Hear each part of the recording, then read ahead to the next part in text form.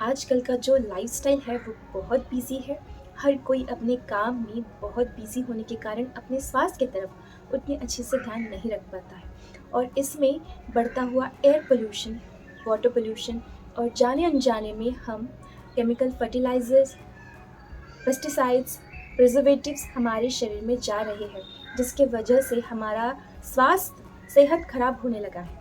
यहाँ तक कि छोटे बच्चे भी बार-बार बीमार होते हैं और कई लोगों में बाल सफ़ेद होना, बाल बहुत झड़ना या फिर हड्डियाँ कमज़ोर होना, ये सब एजिंग के लक्षण कई लोगों में दिखाई देते हैं।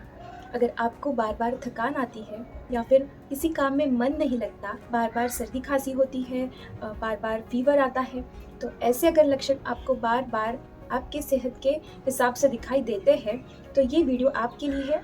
तो इस वीडियो में हम एक महत्वपूर्ण औषधि रसायन के बारे में जानेंगे जिसका नाम है च्यवनप्राश। तो इस वीडियो को ज़रूर देखिए क्योंकि बच्चों से लेकर ओल्ड एज तक इसके अनगिनत फ़ायदे दिखाई देते हैं। नमस्कार, मैं डॉक्टर सोनाली, स्वागत है आपका निरोगी काया में। च्यवनप्राश जो एक रिजुविनेटिंग मेडिसिन है, एक रसायन मेडिसिन है, तो जो भी हमने लक्षण देखे बार-बार थकान, सर्दी खांसी, बुखार या फिर मन ना लगना किसी काम में, ये सब एजिंग के वजह से। और अगर हमें हमारा एजिंग रोकना है तो ऐसे रसायन औषधि का सेवन आयुर्वेद हमें ठंड के मौसम में करने के लिए कहता है। आज के इस वीडियो में हम च्यवनप्राश की कितनी मात्रा लें, किन व्याधियों में ये बहुत उपयोगी है, इसके और कौन से बेनिफिट्स हैं हमारे शरीर पर, इसका सही समय और कब ना लें, किसके साथ लें ताकि इसके हमें 100% फ़ायदे दिखाई दें। प्राचीन काल में एक ऋषि थे जिनका नाम च्यवन था। उन्होंने अपने वृद्धावस्था में एक मेडिसिन, एक अवलेह का सेवन किया जिस वजह से वे पुनः तारुण्यावस्था में आ गए। तो अगर हम इस च्यवनप्राश को 2 हिस्सों में विभक्ति करते हैं, च्यवन और प्राश, तो च्यवन एक ऋषि का नाम है और प्राश यानी अवलेह, और अवलेह का मतलब होता है उंगली पर लेकर चाटना। च्यवनप्राश के अनगिनत फायदे हैं।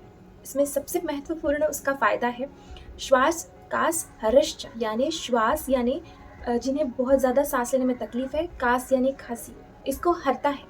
तो जिन्हें भी 12 ही महीने सर्दी खांसी होती है या फिर बार बार बुखार आता है या फिर जिनका नाक हमेशा बंद होता है, बहुत ज़्यादा छींके आते हैं, थोड़े भी सीजनल चेंजेस होने के बाद उन्हें बार बार सर्दी खांसी की तकलीफ बढ़ जाती है, या फिर बार बार सिर दर्द होना, या फिर बार बार एस्थमेटिक अटैक्स आना, या फिर जिन्हें पल्मोनरी डिसऑर्डर्स है, या फिर जिन्हें निमोनिया हो गया है, या फिर जिनकी फैमिली हिस्ट्री है निमोनिया की, वे इसका सेवन ज़रूर करें। या फिर क्रॉनिक ब्रोंकाइटिस की परेशानी होती है, ऐसे कई सारे लंग्स की या फिर रेस्पिरेटरी डिसऑर्डर्स में आप इसका सेवन कर सकते हैं। क्षीण क्षतानाम यानी जो भी बहुत नाजुक प्रकृति के लोग हैं या फिर जिन्हें दीर्घकाल व्याधियों की वजह से उनके सप्त धातु, जो भी रस रक्त आदि अपने सप्त धातु है, वो क्षीण हो गए हैं, शरीर की शक्ति कम हो गई है, ऐसे लोग च्यवनप्राश का सेवन करें। या फिर एक्सीडेंटल चोट के वजह से जिन्हें चेस्ट पर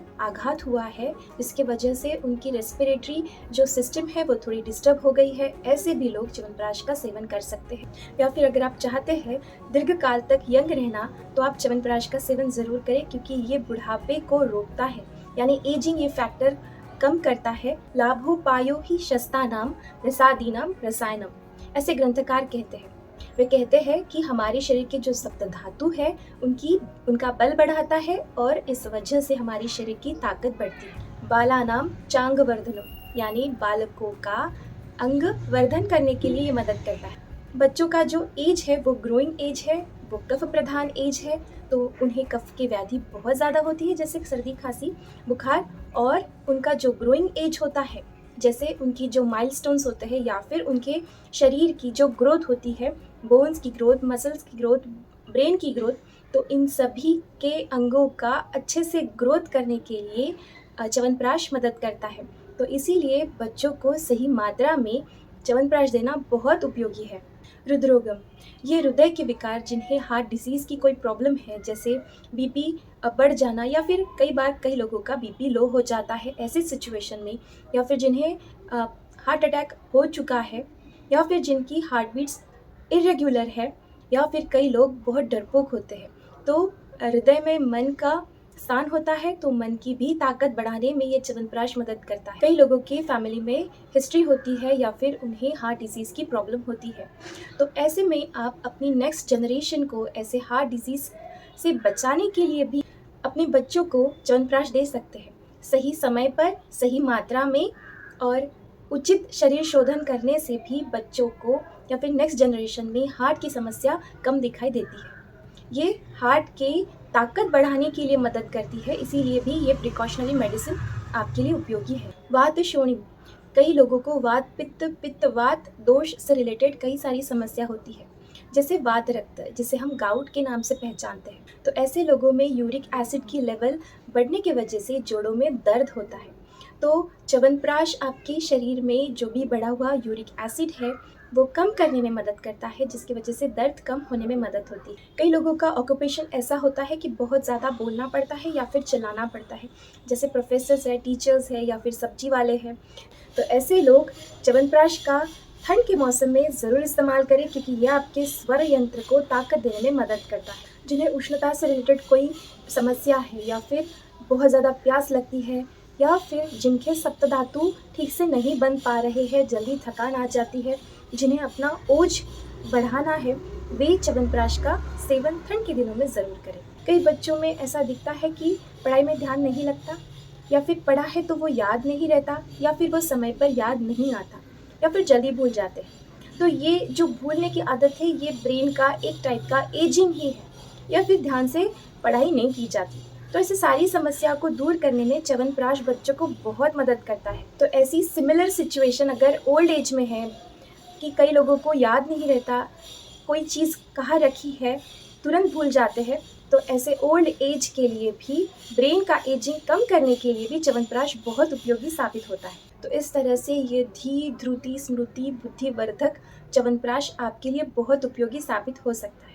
च्यवनप्राश में बहुत सारे इंग्रेडिएंट है, लेकिन उसका मुख्य इंग्रेडिएंट है आंवला। तो आंवले के तो बहुत ऐसे गुण हैं जो एक खुद रसायन की तरह काम करता है, लेकिन आंवले का एक बहुत अच्छा गुण है कि वो शरीर से टॉक्सिन्स को बाहर निकालता है और स्किन का टोन अच्छा करता है, स्किन का लस्टर अच्छा करता है, त्वचा तेजस्वी होती है, कांतिवान होती है। हमारे शरीर का सबसे इम्पॉर्टेंट पार्ट है स्किन, तो स्किन का हेल्थ बढ़ाने में च्यवनप्राश मदद करता है। निरोगता यानी हमारी शक्ति बढ़ाता है, रोगों से फाइट करने की या फिर रोगों से बचाता है।